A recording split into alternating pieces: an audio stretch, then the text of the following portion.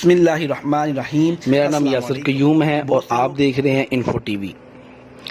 آج جو میں ویڈیو بنا رہا ہوں اس میں وہ تمام قوانین جو دبئی گورنمنٹ نے سٹیپ بائی سٹیپ تبدیل کیے ان کا خلاصہ پیش کروں گا، اور گورنمنٹ آف پاکستان کی جانب سے زلفی بخاری کی قیادت میں دبئی وفد کو جو بھیجا گیا دبئی میں، اس کے بارے میں ڈسکس کریں گے۔ پاکستان سے زلفی بخاری کی قیادت میں دبئی وفد گیا ہے۔ زلفی بخاری جو کہ معاون خصوصی ہیں وزیر اعظم عمران خان کے، ملکی درپیش عوامی مسائل کو دیکھتے ہوئے عمران خان کی پرمیشن سے زلفی بخاری اپنا وفد لے کر دبئی روانہ ہوئے۔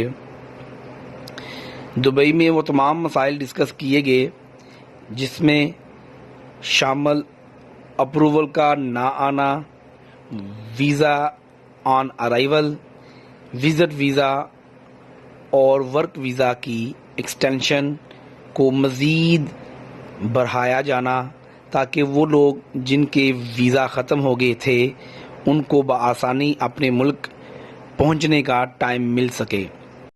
میٹنگ کے آخر میں دبئی گورنمنٹ کی طرف سے زلفی بخاری کو یقین دہانی دی گئی کہ ہم تمام مسائل کا جلد از جلد نوٹس لیتے ہوئے ان کا حل نکالیں گے۔ انشاءاللہ پاکستانیوں کے لیے خوشخبری ہے کہ جلد از جلد وہ تمام مسائل جو ہمیں درپیش ہیں دبئی جانے کے لیے، وہ تمام مسائل انشاءاللہ حل ہو جائیں گے۔ اب ہمارا سیشن سوال اینڈ جوابوں کا ہے۔ اب ہم سوال اور جواب کے بارے میں ڈسکس کرتے ہیں۔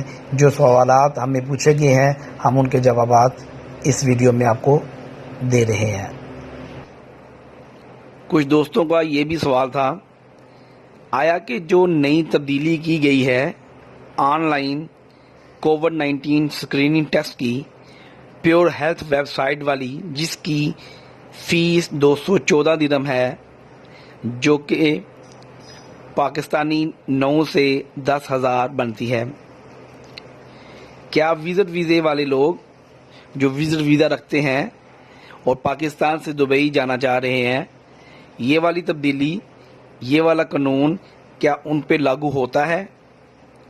تو میرے دوستوں میں اس کا جواب دینا چاہ رہا ہوں۔ اس کا جواب ہے نہیں، جی نہیں۔